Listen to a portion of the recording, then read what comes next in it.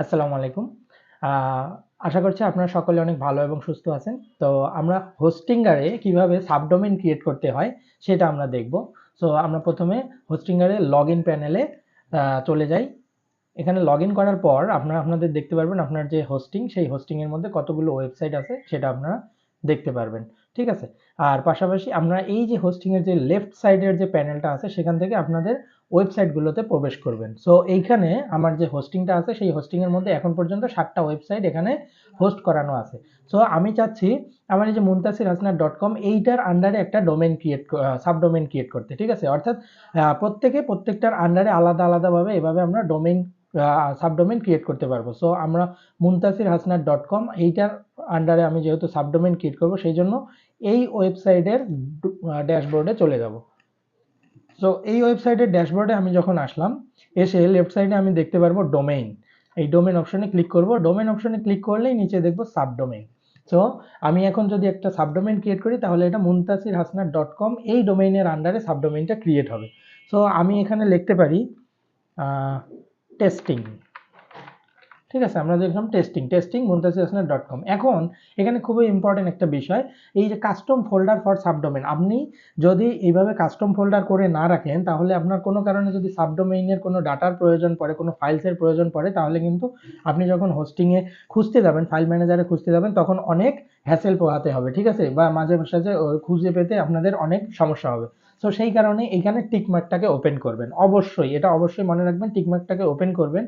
টিকমার্কটাকে open করে আপনি এখানে ফোল্ডারের নেম দিবেন, অর্থাৎ কোন ফোল্ডারে আপনার এই সাবডোমেইনটা হোস্ট হয়ে থাকবে। ঠিক আছে, সো আমি টেস্টিং দেব, তবে তার আগে একটু বিষয় মাথায় রাখবেন। দেখেন, আমি আমি চাচ্ছি যে আমার এই হোস্টিং এর মধ্যে যতগুলো সাবডোমেইন ক্রিয়েট থাকবে আমি যাতে সহজে ফাইল ম্যানেজারে গেলেই বুঝতে পারবো। ঠিক আছে, সেই জন্য আমি দুইটা প্রথমে আন্ডারস্কোর দিয়ে নিলাম, দেন আমি আমার সাবডোমেইনের যে নেম আমি এটাকে দিয়ে দিচ্ছি।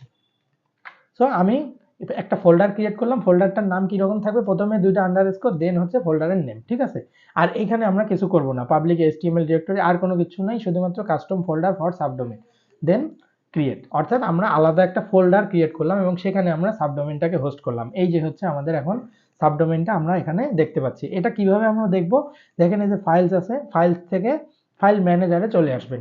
ফাইলস থেকে যখন ফাইল ম্যানেজারে চলে আসবেন তখন আপনি দেখতে পারবেন অ্যাক্সেস ফাইল মুনতাসির হাসান। ঠিক আছে, এই যে এখানে যদি যাই দেখেন, তাহলে আমার মুনতাসির হাসনাতের ভিতরে আমি সেই সাবডোমেইনটাকে খুঁজে পাবো, এবং সাবডোমেইনটাকে খুঁজে পাওয়ার জন্য আমরা কি করব, public.html এইটার ভিতরে চলে যাব। দেখেন এই যে, অর্থাৎ আমি কেন এটা রাখতে যাচ্ছি, এর ভিতরে এইটা দুইটা ড্যাশ, মানে আমি বুঝতে পারবো এইটাতে একটা সাবডোমেইন ক্রিয়েট করা আছে।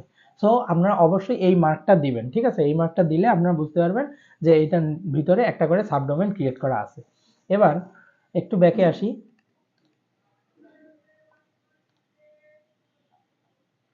আচ্ছা, হোস্টিংয়ারে এখানে যদি আমরা একটু ক্লিক করি প্রিমিয়াম ওয়েব হোস্ট, দেখেন প্রিমিয়াম ওয়েব হোস্ট মানে এটা হচ্ছে আমার মেইন হোস্টিং। ঠিক আছে,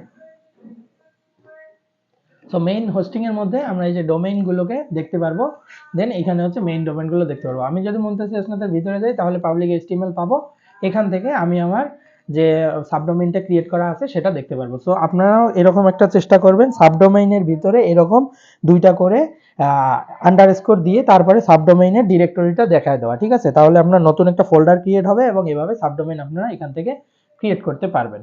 সো ভালো থাকবেন, সুস্থ থাকবেন, ধন্যবাদ। আচ্ছা, আরেকটা বিষয় দেখাই। আমরা তো সাবডোমেইন ক্রিয়েট করেছি, কিন্তু সাবডোমেইনের মধ্যে আমাকে তো ওয়ার্ডপ্রেস ইনস্টল দিতে হবে। সো ওয়ার্ডপ্রেস ইনস্টল কিভাবে দেব, আমার প্রথমে ওভারভিউতে চলে আসি।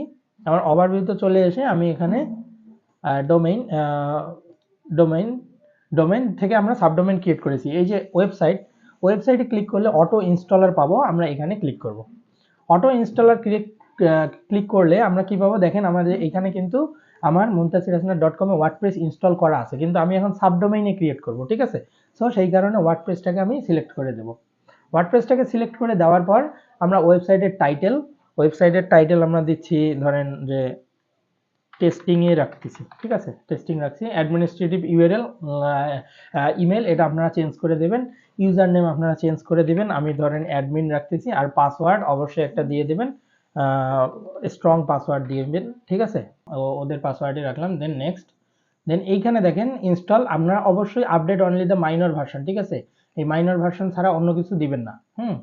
অবশ্যই এটা দিবেন। এবং আমরা মুনতাসির হাসনাত .com এ না, আমরা একটু অ্যাডভান্স অপশনে ক্লিক করব। এই যে অ্যাডভান্স অপশনে ক্লিক করলে আপনি কিন্তু এখানে দিবেন না, আমরা কোনটাতে দেবো, আমি সাবডোমেইনে দেবো। সো ইনস্টলেশন পাথ অবশ্যই এই যে testing.muntasirhasnat.com, দেন ইন্টার সাব ডিরেক্টরি, এখানে কিছু লাগবে না।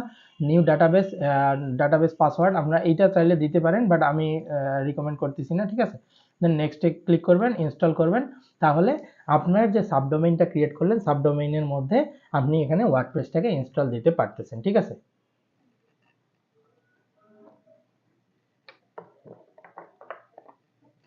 সো দেখেন আমার কিন্তু ওয়ার্ডপ্রেস ইনস্টল হয়ে গেছে। ওয়ার্ডপ্রেস ইনস্টল হয়ে যাওয়ার পর আমরা যদি এটাতে যাইতে চাই তাহলে কি করব, আমরা ওয়ার্ডপ্রেস অ্যাডমিন এখানে ক্লিক করব। তাহলে কিন্তু আমার এখানে ওয়ার্ডপ্রেসের যে অ্যাডমিন প্যানেল সেটা কিন্তু চলে আসবে। সো আমি সাবডোমেইন ক্রিয়েট করলাম এবং সাবডোমেইনের মধ্যে ওয়ার্ডপ্রেসকে ইনস্টল দিলাম। সো আসি, এই যে এখন দেখেন এই যে টেস্টিং, এই যে সাইট, ভিজিট সাইটে ক্লিক করলে আপনারা দেখতে পারবেন এর ইয়াটা কি, testing.muntasirhasnat.com। সো এভাবে আপনারা ওয়ার্ডপ্রেস ইনস্টল দিতে পারবেন এবং এভাবে আপনারা সাবডোমেইন ক্রিয়েট করতে পারবেন হোস্টিং এর মধ্যে। সো ভালো থাকবেন, সুস্থ থাকবেন, ধন্যবাদ।